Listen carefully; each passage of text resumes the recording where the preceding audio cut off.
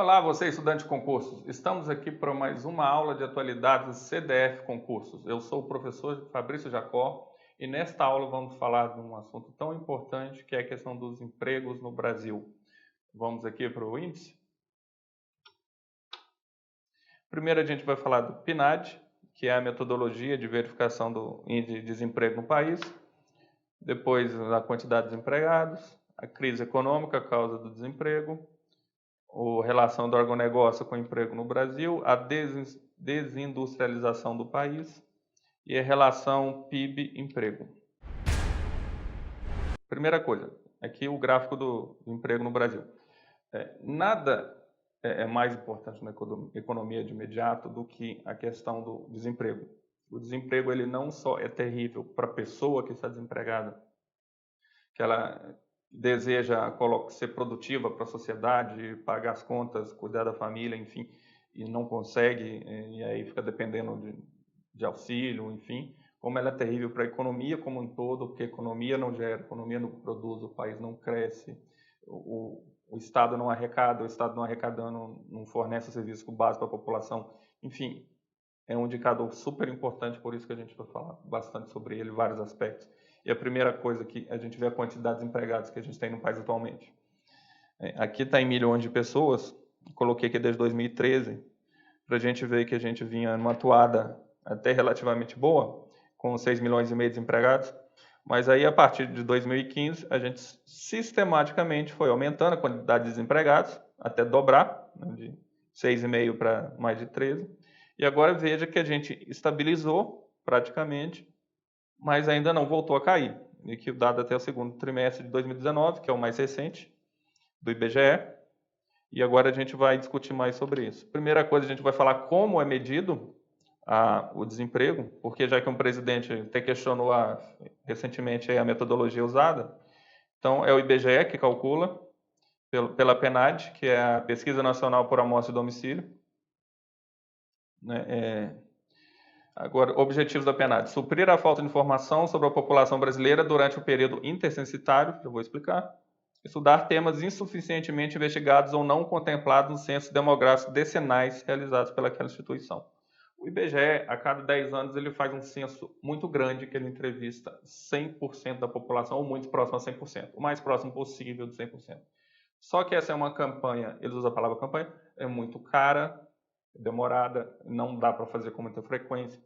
Quanto mais dados se levanta, mais caro fica, e ela não é o suficiente para medir tendência, que o período é muito longo, ver o que está acontecendo. Então, se construiu a PNAD, que é uma periodicidade menor, né? Tem a PNAD contínua, que a gente vai ver aqui, que é a cada 3 meses, e que ela é feita por amostra, ou seja, se define uma amostra estatisticamente representativa da população brasileira, incluindo meio rural, meio urbano, maioria dos estados do país, e aí a frequência é bem maior e se aproveita para perguntar mais aspectos sobre a vida das pessoas.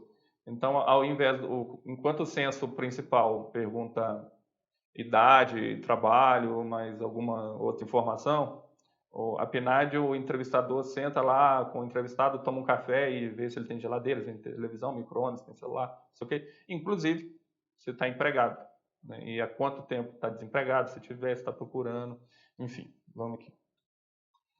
Como funciona? O que eu disse, série de perguntas sobre questões demográficas, educacionais, trabalho, renda.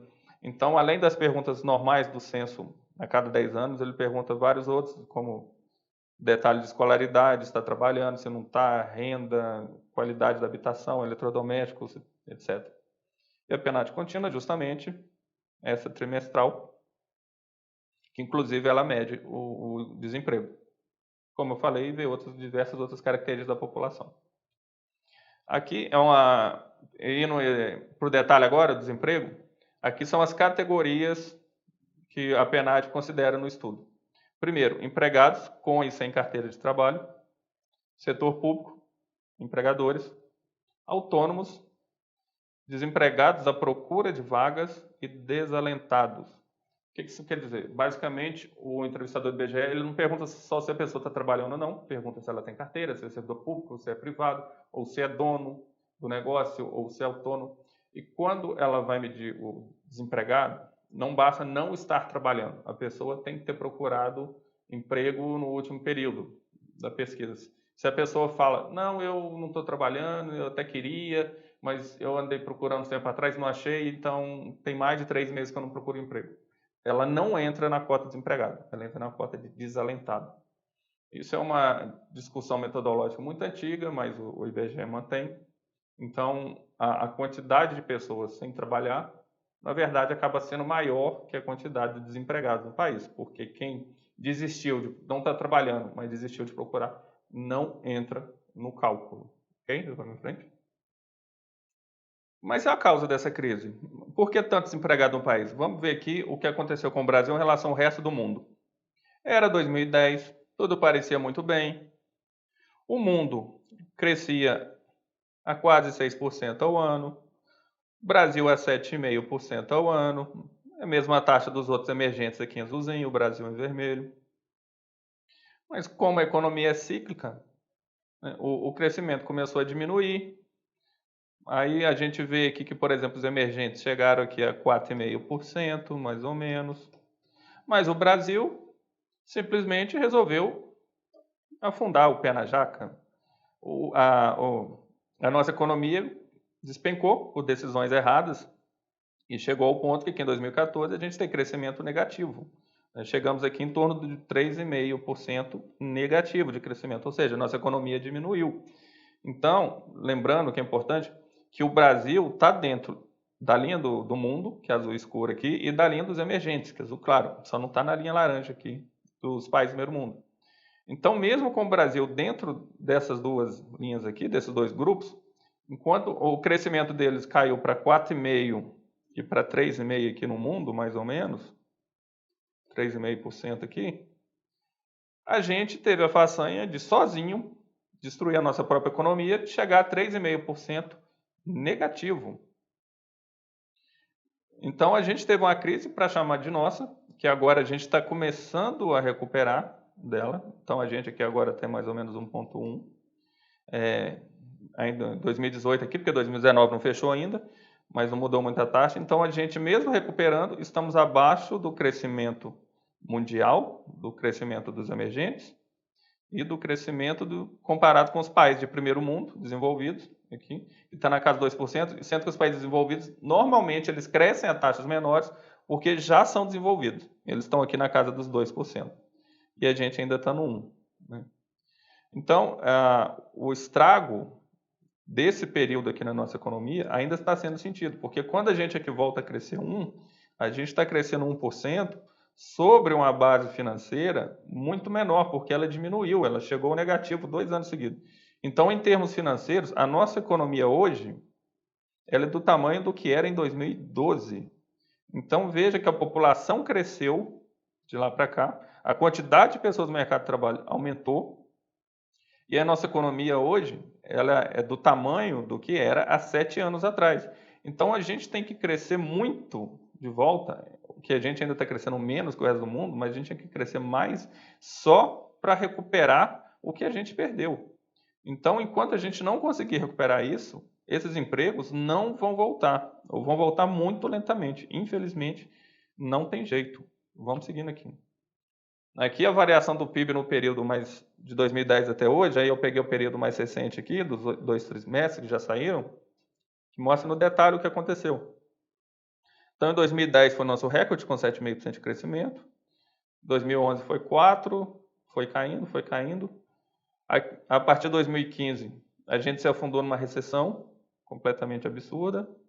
Foi onde veio a crise forte. E agora a gente está tendo crescimento aqui em 2017 2018 de 1,1%. Como eu falei, sobre uma base menor. Então, recupera muito pouco. E agora, nos últimos 2 trimestres, o início de 2019 ainda foi negativo, menos 0,1%, e no último trimestre, 0,4%. Afastou o risco de recessão técnica, se aqui voltasse a ser negativo, né? Não foi positivo, felizmente. Mas para voltar, a economia voltar ao tamanho de antes, a gente vai ter que crescer muito ainda. E aí, o que acontece quando a economia começa a degringolar? Vamos aqui no detalhe. Veio a crise, com a crise a arrecadação despenca, a arrecadação despencando, os credores começam a não botar confiança que o governo seja capaz de pagar os juros da dívida. O governo tem dívida, todo governo tem, esse assunto eu trago para falar no detalhe. Uma vez que a confiança sobre o país começa a diminuir, o governo é obrigado a aumentar os juros. O governo aumentando os juros, ele tem que pagar, ele acaba pagando mais, ele paga mais juros, então um desembolso maior sobre a dívida, sendo que ele já está endividado. Por outro lado, o aumento dos juros tem um efeito para diminuir ainda mais a atividade econômica, que com juros maiores as pessoas consomem menos. E aí entra numa bola de neve negativa, cada vez pior. O ciclo passa a ser negativo. E como é que o governo sai de uma crise dessa? O único jeito é cortando o gasto, pondo as contas públicas em dia, que é mais ou menos o que está sendo feito atualmente. Então o governo começa a pôr as contas públicas em dia, ele pondo as contas em dia, o Banco Central passa a ter segurança, a diminuir os juros. Além disso, o governo tem que combater a inflação, por o Banco Central ter segurança para diminuir os juros sem causar um surto inflacionário. A partir daí, diminuindo os juros, a economia começa a se mover novamente.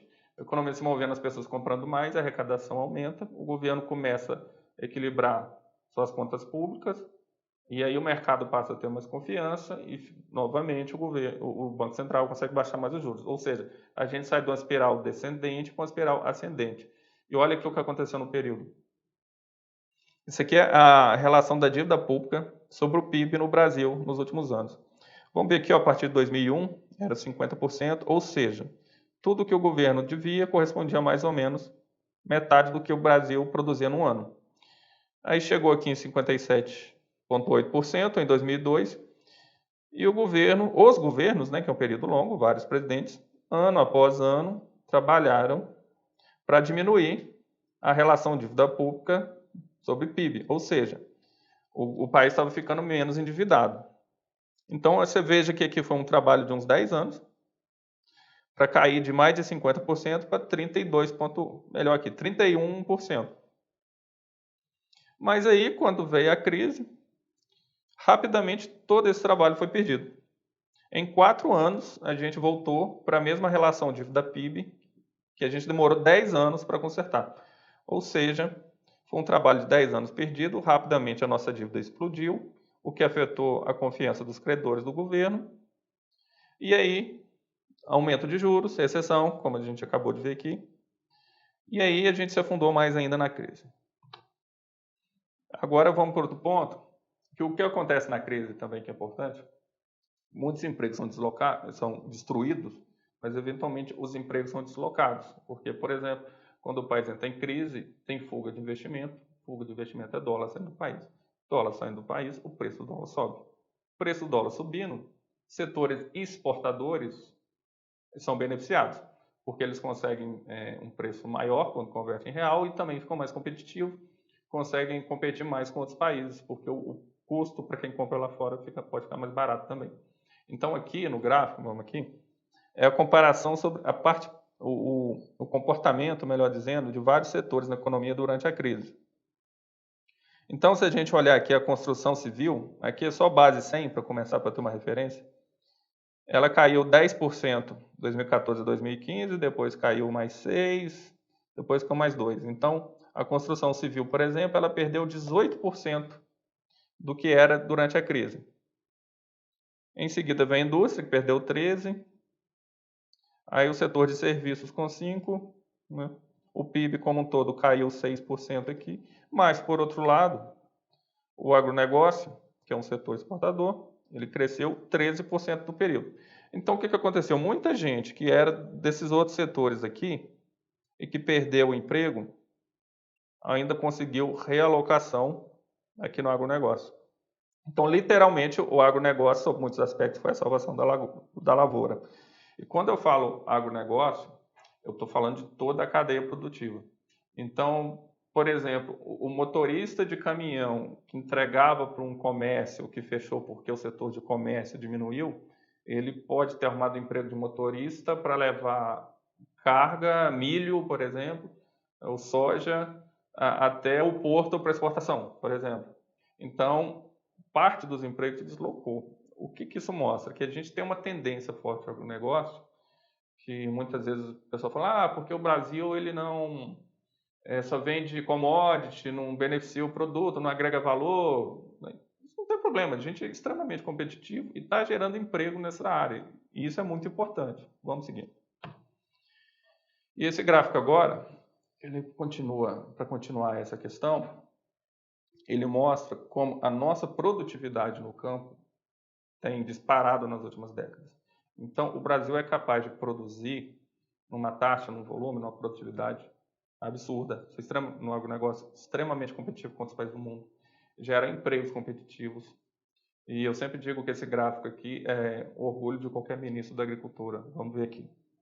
Que basicamente, de pegar aqui dos anos de 1977 até 2017, não precisa ser o mais recente, que é só o conceito, a área plantada para a produção de grãos no país, ela aqui de 100 foi para 160, ou seja, um aumento de 60%. Mas a produção de grãos, ela foi de base 100 para uma base 450, ou seja, aumentou 350%. Significa o quê? Que dada a nossa produtividade, a gente consegue produzir muito mais grãos por área plantada do que antigamente. Então o custo é muito mais barato e a gente consegue exportar muito mais barato. Então todo o agronegócio, como eu disse, do caminhão, do silo de armazenagem, do produtor de adubo, é beneficiado, gera emprego e beneficia a economia. Ou seja, o futuro de uma grande parte dos empregos no Brasil passa pelo agronegócio. Seguindo aqui, só para deixar claro, a relação Brasil com a China aqui é o destino das exportações do agronegócio brasileiro em bilhões de dólares. Então a gente vê aqui que a maioria dos continentes se manteve estável ou caiu, à exceção da Ásia, tirando a China aqui que subiu. A Europa subiu um pouquinho aqui até 2006 e está estável. E a China continua disparada. Então o que acontece? A exportação para a China tem sido um grande vetor do agronegócio. Se a gente olhar aqui de zero, praticamente aqui em 2000, hoje a gente está exportando quase 40 bilhões de dólares ao ano para a China. Isso é dólar vindo para o Brasil, é dinheiro. Então, quantos empregos não são gerados por isso aqui? É muita coisa. Vindo aqui no detalhe, o que a gente está exportando? Principalmente, 60%, né? Soja, carne, couro, produtos florestais, madeira, enfim, açúcar e etanol. Além disso, a produção de milho e algodão vem crescendo. Os principais compradores desse produto, soja, é a Ásia como um todo, o que envolve a China. Carnes e couros, Ásia e Oriente Médio. Produtos florestais, China, América e Europa. Açúcar e etanol, África, Ásia e Oriente Médio. Café, velho conhecido nosso da economia, fumo e frutas, Europa, ainda compra produtos mais antigos, que o Brasil tem mais tradição, melhor dizendo. Cereais e fibras, Ásia e Oriente Médio. E o Brasil aqui tem o título de maior produtor mundial de açúcar, café e laranja, o maior exportador do mundo de cana-de-açúcar e etanol, é a mesma cana que você produz açúcar e etanol, e o maior exportador do mundo de carne, tanto de ave quanto bovino. E além disso, é o segundo maior produtor de soja. Uma questão de prova sobre esse assunto. Durante muitas décadas foi dependente de subsídios estatais. Hoje, graças ao empreendedorismo, fatores naturais e avanços da pesquisa e tecnologia, como os da Embrapa e da Epagri, o Brasil é um dos 5 maiores produtores de 36 commodities relacionados... 36 commodities. O texto sempre está relacionado ao indústria pesqueira de Santa Catarina, não. Indústria automobilística, não. Agronegócio, que a gente viu. Desenvolvimento industrial da região Nordeste, não. Cultivo de osso maresco litoral catarinense, não. Resposta correta, agronegócio. Então, o que acontece? A gente, além dos fatores naturais que nos deixam competitivos no agronegócio, temos décadas de pesquisa de instituições como Embrapa, institutos federais, universidades, que colocam a gente entre um dos mais eficientes no mundo no agronegócio. Já a China tem despontado como um dos grandes, maior expoente de produção industrial do mundo, né? Tudo que a gente compra hoje industrializado praticamente é feito na China. Então, naturalmente, os países têm que seguir a sua tendência. E isso é tão fato que a gente vê que o índice de industrialização do país vem caindo. Vamos ver aqui no gráfico. Então, a participação da indústria no PIB brasileiro, pegando aqui de 1970 até hoje, ela vem caindo há bastante tempo. Aqui a taxa diminuiu, mas continua caindo. O que significa o quê, basicamente? Quando a gente tem a questão econômica, são os fatores de produtividade. Como a nossa produtividade no agronegócio é muito superior à nossa produtividade na indústria, naturalmente a atividade industrial vai diminuindo, que ela não é competitiva, ela vai se restringindo cada vez mais as cadeias que a gente ainda consegue algum grau de competição, e os produtos industrializados externos vêm para cá, né, a gente começa a importar, e os produtos que a gente é eficiente, no caso, principalmente produtos de agronegócio, a gente exporta. Então, isso está sendo uma tendência natural, o país está se desindustrializando, é um debate antigo, e é uma tendência que provavelmente não vai mudar muito. A gente vai manter um certo grau de industrialização, mas a tendência é ele diminuir mesmo, normal. Aqui, por fim, esse é um gráfico importante que mostra a relação entre desemprego e variação no PIB. Começando aqui de 2012, a gente vê que o emprego estava relativamente estável, aqui em torno de 6,9, de 6,2, enquanto o crescimento do PIB estava positivo. Mas aí o que acontece, quando vem a crise e o crescimento vem negativo, aqui como eu falei, menos 3,5, menos 3,3, o desemprego começa a subir. Então, o que é muito importante para entender o desemprego? Os economistas falam que o desemprego é sempre o último a entrar e o último a sair de uma crise. Por quê?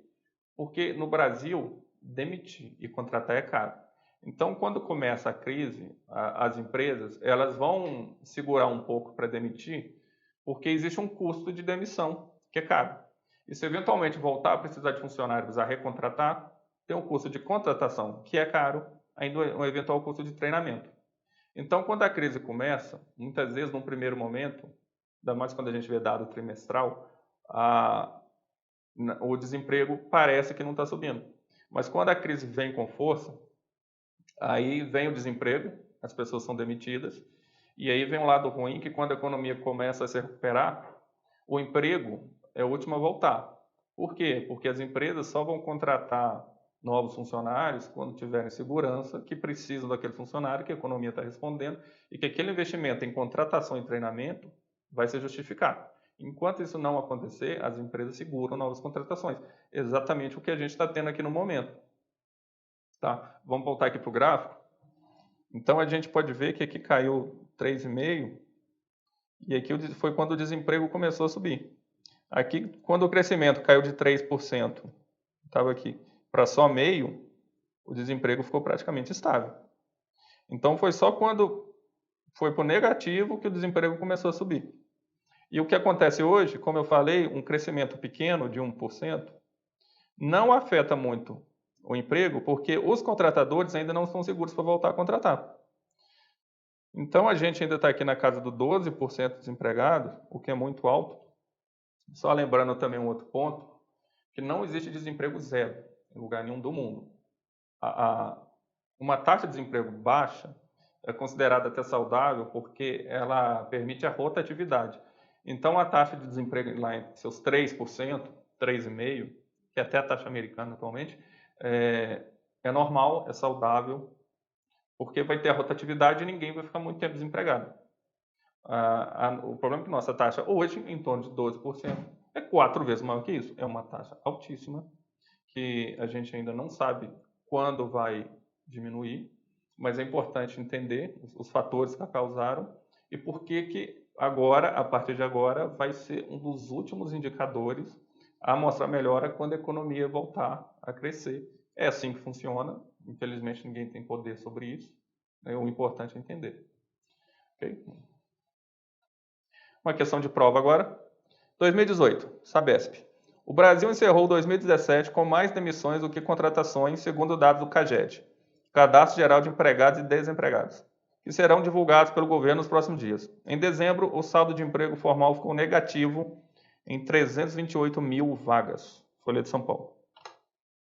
Durante o ano de 2017, o maior número de demissões e maior contribuição para o desemprego ocorreu no setor de agropecuária, a gente viu que não. Indústria de transformação.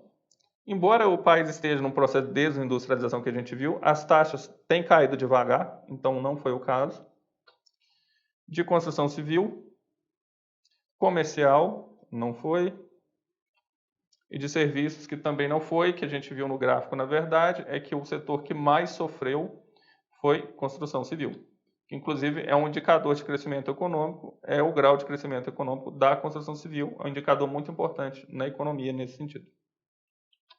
Assim, encerramos essa aula. Espero que você tenha gostado. Lembrando que tem muito mais conteúdo no material vinculado a esse vídeo.